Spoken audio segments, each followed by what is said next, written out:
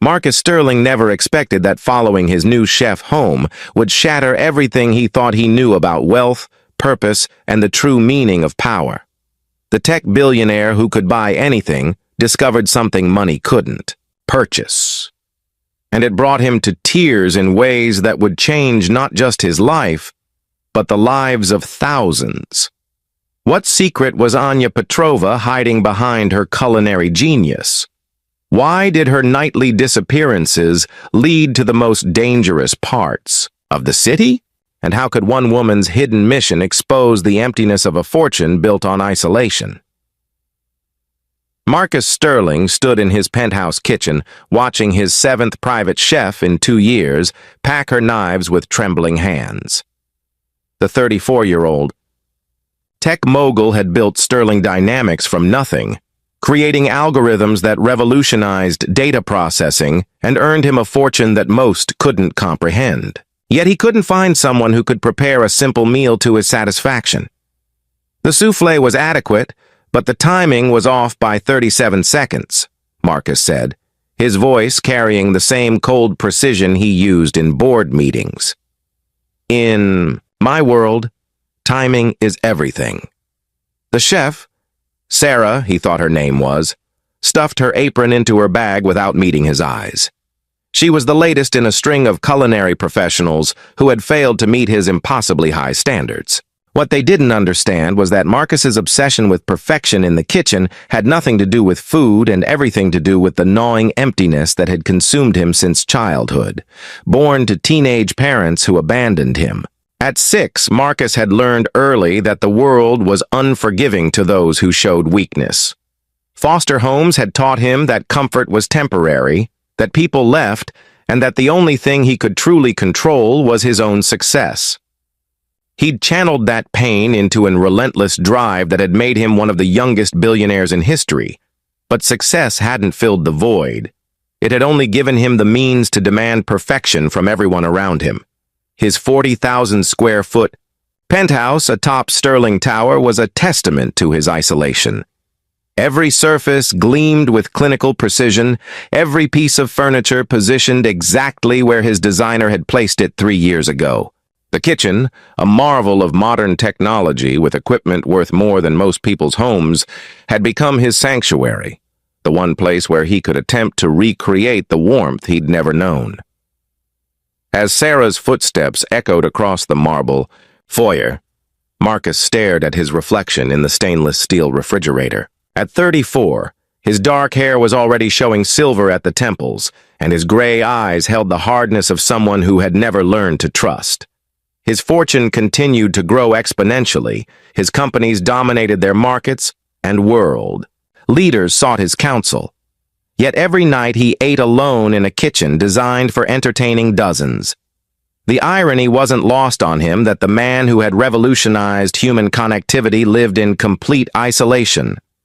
His algorithms had brought people together across continents, but he couldn't maintain a relationship with anyone, romantic or professional, for more than a few months. They all found him too demanding, too cold, too impossible to please. Tomorrow, his assistant would begin the search for chef number 8. Marcus would interview candidates with the same ruthless efficiency he applied to business acquisitions, looking for someone who could not just cook, but somehow understand the hunger that no amount of money had ever satisfied. He needed someone who could create the warmth his wealth couldn't buy, though he would never admit that weakness to anyone, not even himself. 3 weeks later, Anya Petrova stood in Marcus's kitchen, her dark hair pulled back in a simple bun, her hands moving with the fluid precision of someone born to create beauty from chaos. Unlike the previous candidates who had arrived with elaborate portfolios and celebrity endorsements, Anya had walked in with nothing but a worn knife roll and an application that raised more questions than it answered. Her resume was oddly sparse. For someone her age, 28 with training at culinary institutes in 3 different countries, but with significant gaps that she'd explained away as personal pursuits. When Marcus had pressed for details during her interview, her emerald eyes had held a sadness that seemed far older than her years, and she'd simply said, "Some experiences can't be listed on paper, Mr. Sterling." What had convinced him to hire her wasn't her credentials. It was the way she'd looked at his kitchen. While other chefs had seen opportunity and prestige, Anya had seen something else entirely. She'd run her fingers along the marble countertops with the reverence of someone who understood hunger, not just for food, but for purpose. Now, watching her prepare his dinner, Marcus found himself genuinely curious about another person for the first time in years. Anya moved through his kitchen like a dancer, every motion deliberate yet graceful.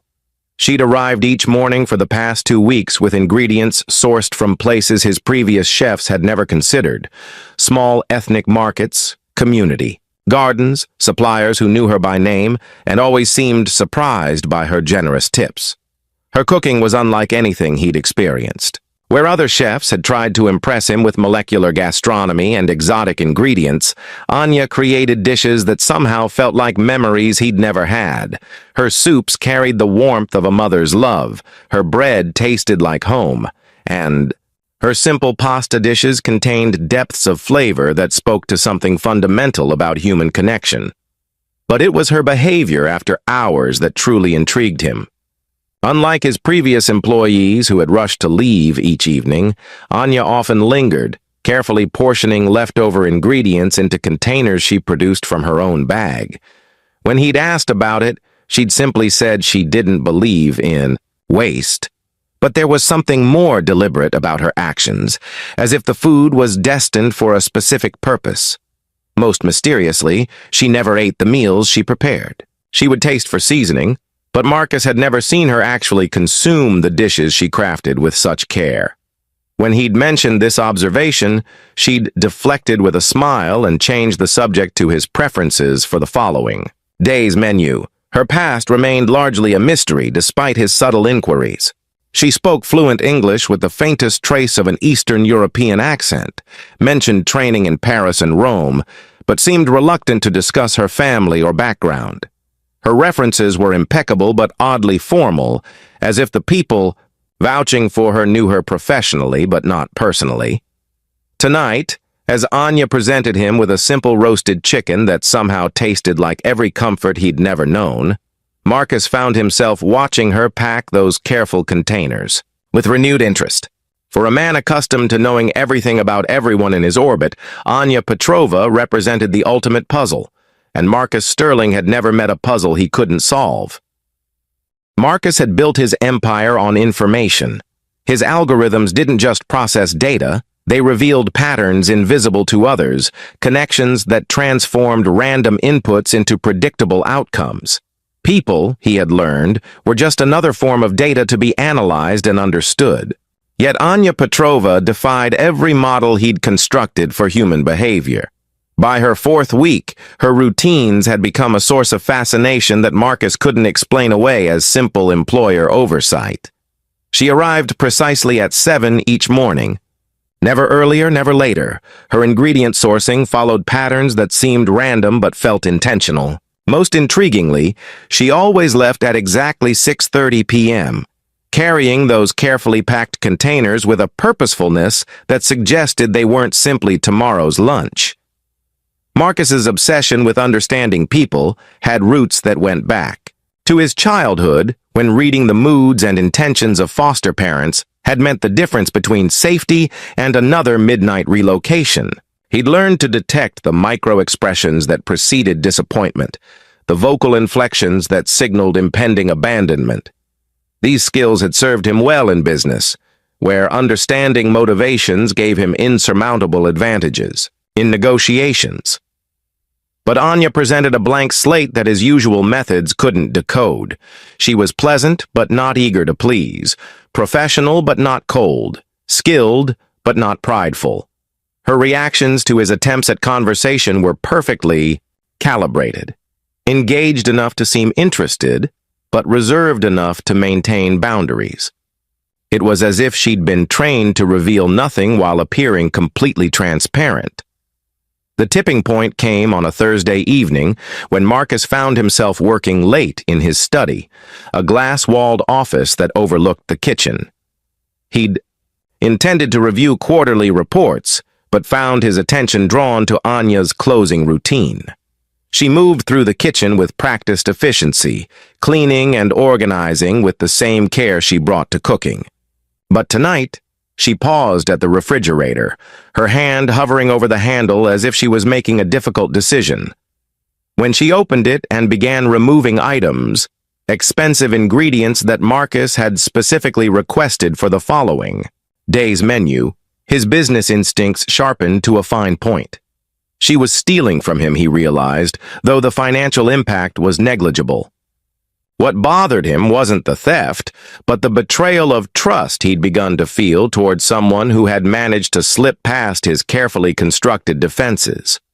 As Anya packed the ingredients into her containers, Marcus felt the familiar surge of control that came with uncovering deception. He would confront her tomorrow, perhaps have his security team investigate her background more thoroughly.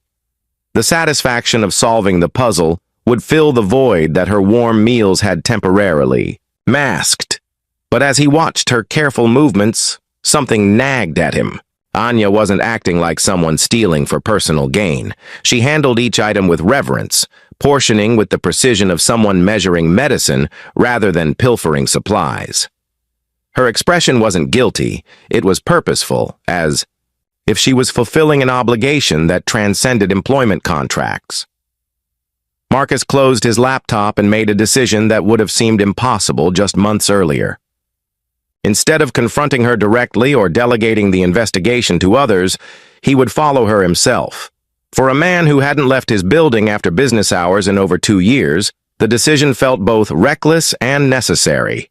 Whatever Anya was hiding, whatever purpose drove her careful thefts, Marcus needed to understand it firsthand. Following someone through Manhattan required skills Marcus had never needed to develop. His world consisted of private elevators, personal drivers, and carefully orchestrated movements between climate-controlled environments. The concept of being unnoticed was foreign to a man whose presence commanded immediate attention in every boardroom and social gathering. He waited 10 minutes after Anya left before making his way to the parking garage, dismissing his usual driver, and taking one of his rarely used vehicles, a modest sedan that wouldn't attract attention. Marcus had purchased it years ago during a brief phase when he thought he might enjoy driving himself, before realizing that time spent in traffic was time stolen from productivity.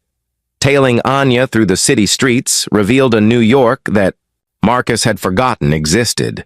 His usual routes took him between Sterling Tower, his private club, and the handful of high-end establishments that comprised his social calendar. But Anya moved through neighborhoods he hadn't seen since his early days as a struggling programmer, areas where his algorithms had never seemed relevant to the daily struggles of human survival. She drove with the confidence of someone who knew these streets intimately, taking shortcuts through areas that his GPS marked as questionable. Marcus found himself increasingly uncomfortable as the buildings grew shorter and the sidewalks more crowded with people whose lives bore no resemblance to his own. Anya's first stop was a small grocery store wedged between a laundromat and a check-cashing service. Through the window, Marcus watched her greet the elderly owner with genuine warmth, the kind of easy familiarity that developed over months or years of regular interaction. She spent 20 minutes inside, emerging with additional bags that seemed inconsistent with someone shopping for personal needs. Her next destination raised even more questions. Anya parked outside a community center in a neighborhood that Marcus's security team would have strongly advised against visiting. The building was old but well-maintained, its windows glowing with warm light despite the late hour. Marcus watched her remove her containers and bags from the car, moving with the same purposeful efficiency she brought to his kitchen. As she disappeared inside, Marcus grappled with a growing realization that challenged everything he thought he understood about his employee. This wasn't random theft or personal shopping. It was a carefully orchestrated routine that suggested a commitment far beyond her duties in his kitchen. For 45 minutes, Marcus sat in his car watching people enter and exit the community center. They were individuals he would never encounter in his usual life. Elderly immigrants, families with young children, teenagers who looked as if they carried burdens no child should bear. Many carried empty containers when they arrived and full ones when they left. When Anya finally emerged, her own containers now empty, her expression carried a satisfaction that Marcus had never seen during their professional interactions.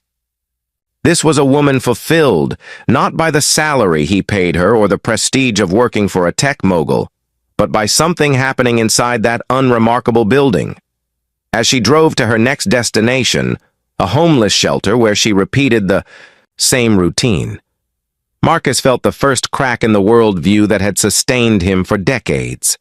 Anya wasn't stealing from him. She was redistributing his abundance to people who needed it more.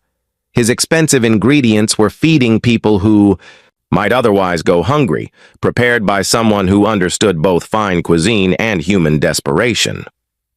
Marcus followed Anya to her final destination, a small apartment building that had seen better decades.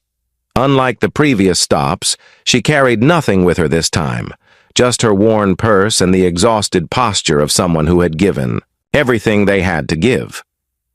As she climbed the narrow stairs to the third floor, Marcus found himself making a decision that would have seemed impossible just hours earlier. He waited 5 minutes before following her path, climbing the same stairs that creaked under his expensive shoes. The hallway smelled of a dozen different dinners, a mixture of spices and stories from countries he'd visited only in 5-star hotels. Apartment 3B had Anya's name on a small card beside the door, written in the same careful script she used. When labeling ingredients in his kitchen, what Marcus discovered next would haunt him for the rest of his life. Through the thin walls, he could hear Anya talking softly in what sounded like Russian, her voice carrying the gentle tones of someone comforting a child. But there was no child's voice responding, only the electronic beeping of medical equipment. Marcus knew he should leave, that he was violating privacy boundaries in ways that could destroy any trust they'd built. But something kept him frozen in that hallway, listening to the one-sided conversation that revealed truths his investigation had never uncovered. "I brought home extra today, Mama," Anya was saying.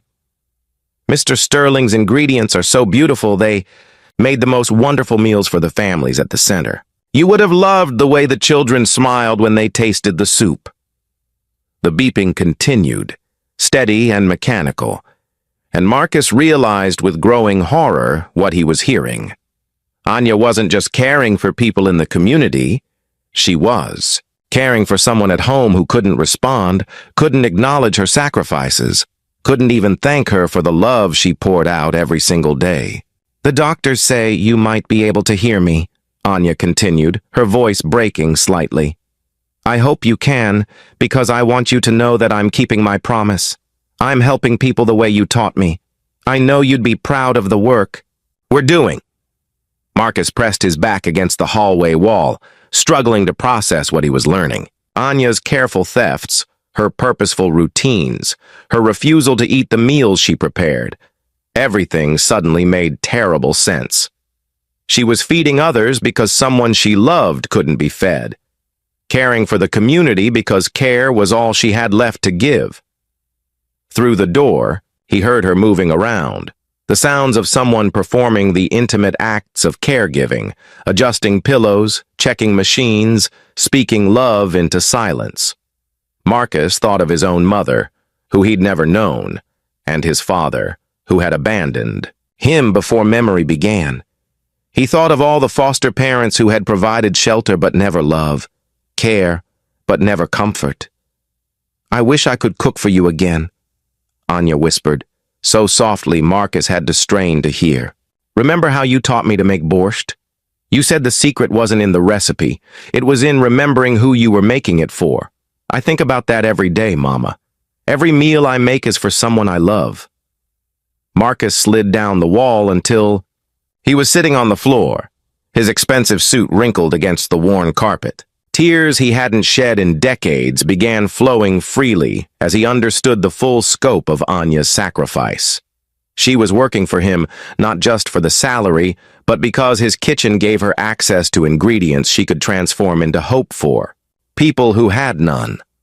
She was stealing from him because asking would have required explaining a pain too deep for words. In that hallway, Marcus Sterling, billionaire, tech mogul, master of the universe, cried for the first time since childhood. He cried for Anya's mother, who would never taste another meal.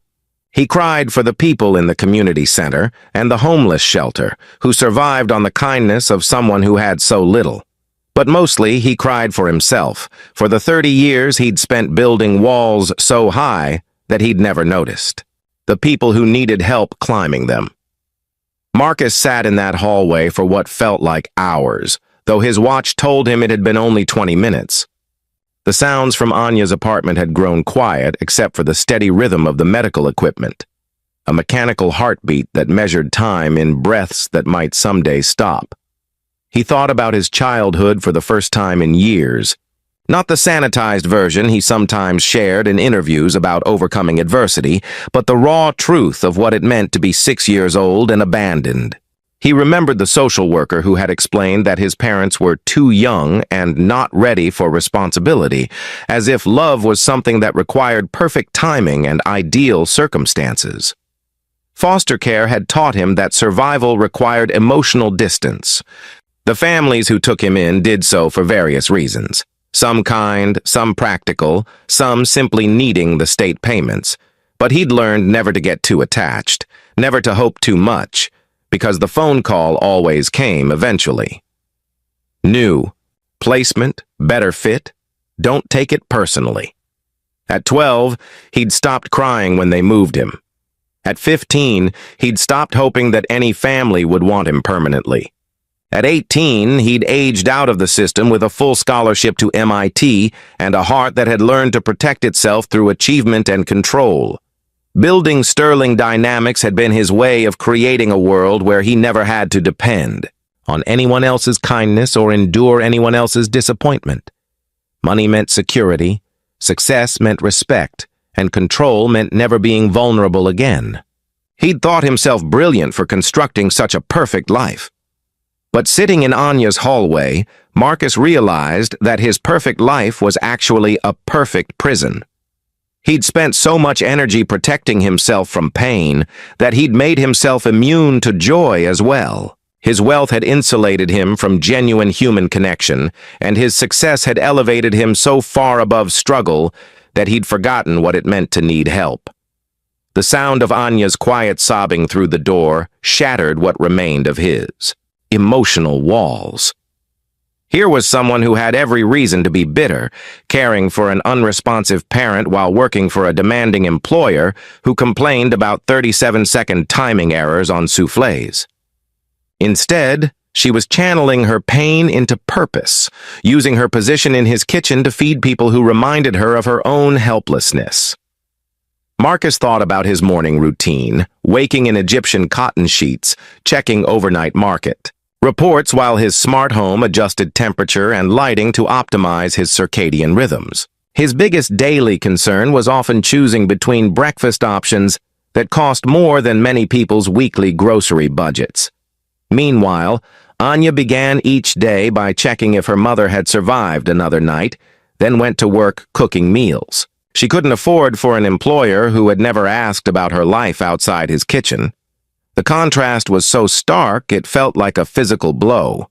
Marcus had spent 30 years accumulating wealth and power, believing that success was measured by what you could acquire and control. But Anya had something he'd never possessed: the courage to remain vulnerable, to keep caring despite heartbreak, to find meaning in service rather than acquisition. As he finally stood and walked back toward his car, Marcus felt something shifting inside him that he couldn't name or quantify. It wasn't guilt exactly, though guilt was certainly part of it. It wasn't just sympathy, though his heart broke for Anya's situation. It was a fundamental reorganization of his understanding of what constituted a life well lived.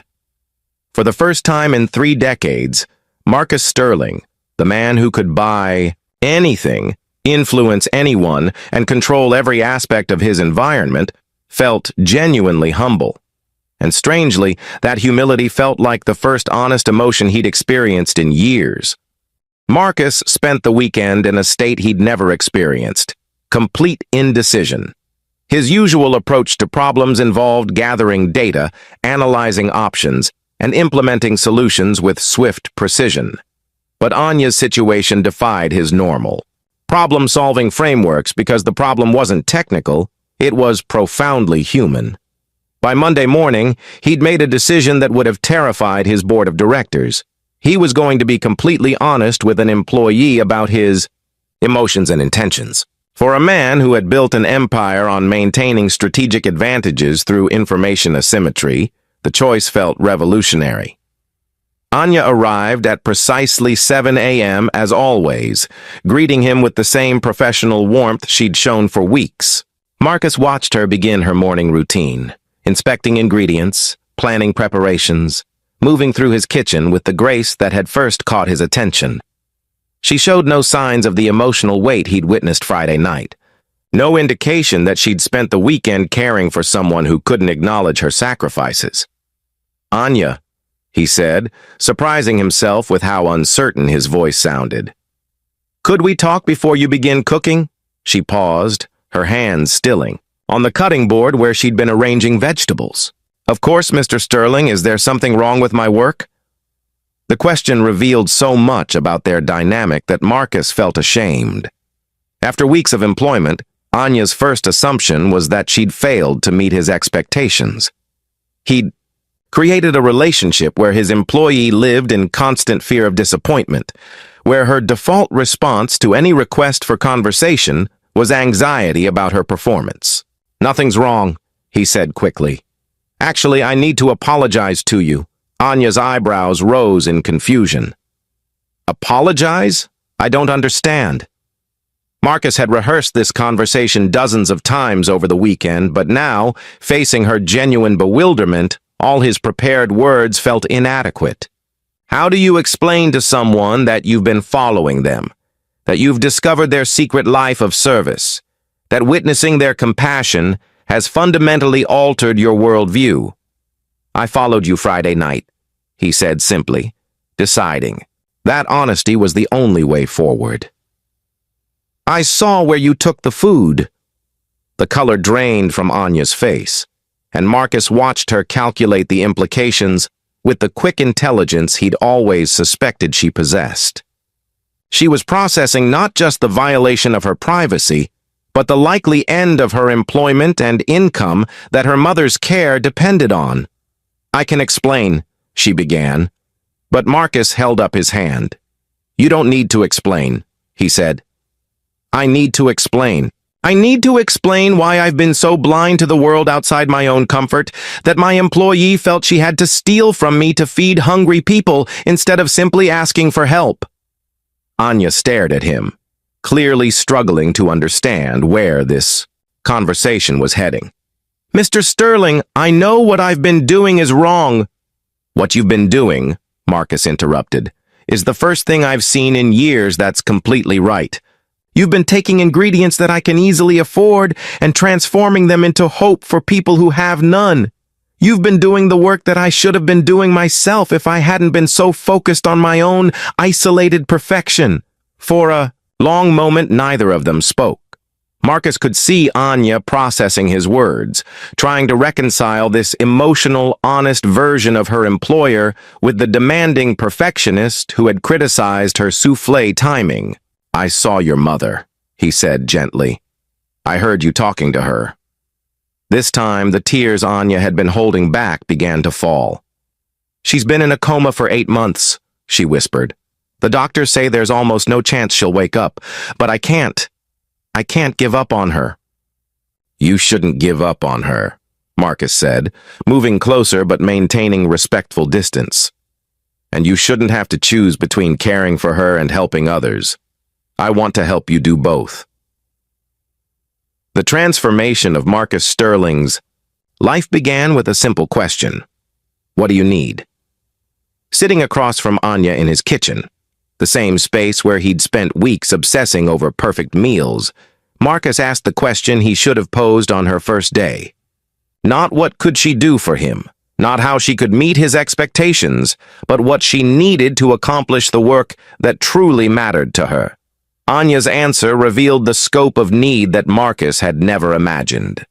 The community center she visited served nearly 200 families struggling with food insecurity. The homeless shelter operated on donations that rarely met demand. The informal gathering place at the warehouse had no official support at all. It existed solely through the kindness of people like Anya, who diverted resources from their own limited supplies. "I've been feeding maybe 30 people a night," Anya explained, her voice growing stronger as she described her work. "But there are so many more who need help. Families where both parents work full-time but still can't afford groceries. Elderly people choosing between medications and meals. Children who only eat reliably when they're at school." Marcus listened, with the focus he usually reserved for crucial business presentations. But this time, the data points were human faces, and the metrics measured suffering rather than profit. For every statistic Anya shared, he found himself calculating solutions with the same analytical intensity he brought to corporate challenges. "What if we could feed everyone who needs it?" he asked. "Not just the 30 you can reach with what you take from my kitchen, but all of them. What would that require?" The question transformed their dynamic from employer-employee to collaborators solving a complex problem. Anya began sketching out the infrastructure that would be needed. Commercial. Kitchen space, reliable supply chains, volunteer coordination, transportation networks. Marcus found himself energized in a way he hadn't experienced since his early startup days. "I have a property," he said, his mind racing through possibilities. "A warehouse space I've been planning to convert to data storage, but we could retrofit it as a food preparation and distribution center instead. Industrial kitchens, cold storage, loading docks for efficient delivery." As they talked, the vision expanded beyond emergency food relief to comprehensive community support.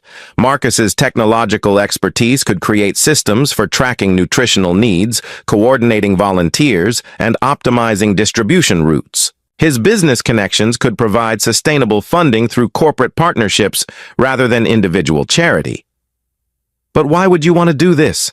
Anya asked, her voice carrying the wariness of someone who had learned not to trust. Offers that seemed too good to be true. "This isn't a tax write-off or a public relations opportunity. This is real work that will require years of commitment." Marcus considered the question seriously. 3 months ago, he wouldn't have been able to answer it honestly. He would have deflected with business-like language about corporate social responsibility or strategic community investment. But sitting in his kitchen, looking at someone whose compassion had awakened his own humanity, he found words he'd never spoken before. "Because for 30 years I've been successful at everything except being happy," he said. "I've built an empire that's made me wealthy beyond measure, but I've never built anything that made me feel genuinely useful.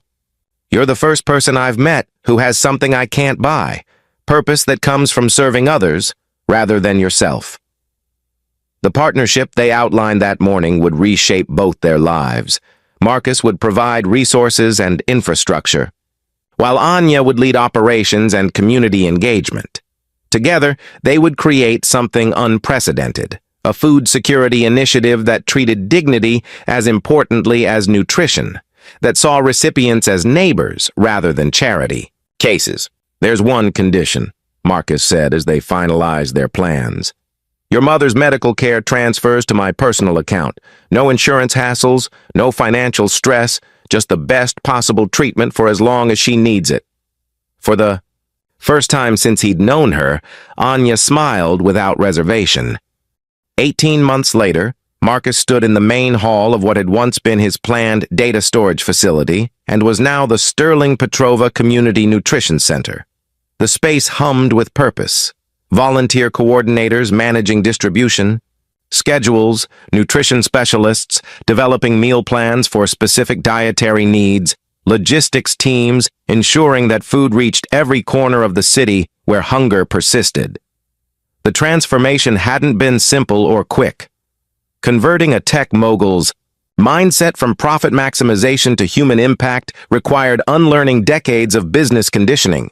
Marcus had to develop entirely new metrics for success. Families achieving food security, children improving academically after consistent nutrition, elderly residents avoiding hospitalization due to better diet management. But the learning curve had been the most rewarding challenge of his life. Working alongside Anya and the community members they served, Marcus discovered capabilities he'd never known he possessed. His analytical skills proved invaluable for optimizing food distribution networks, but he also learned to listen with empathy, to lead with humility, and to measure success in smiles rather than spreadsheets. The center now served over 1,500 families weekly, but its impact extended far beyond food distribution. Marcus had leveraged his business network to create job training programs, educational initiatives, and health services that addressed the root causes of poverty rather than just its symptoms. What had begun as Anya's nighttime food runs had evolved into a comprehensive community development model that other cities were studying and replicating. Anya herself had become something Marcus had never expected to find: a true partner. Not romantic. Their relationship remained professional and collaborative, but the kind of partnership that elevated both participants beyond what either could achieve alone. She had taught him that wealth without purpose was poverty of the spirit, while he had shown her that resources deployed with wisdom could multiply compassion exponentially. The personal transformations had been equally profound.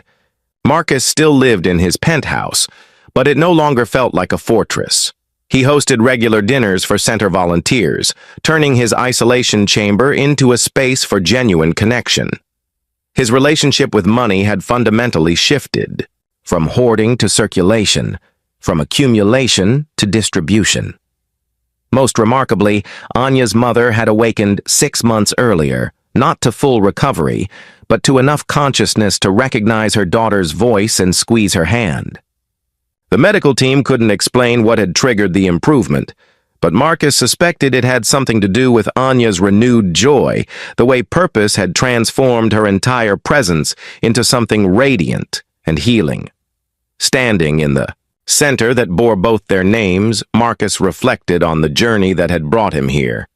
He'd started as a man who demanded perfect soufflé timing, and ended as someone who understood that the most important things in life couldn't be timed, measured, or controlled. Love, compassion, and community operated on different algorithms than business success.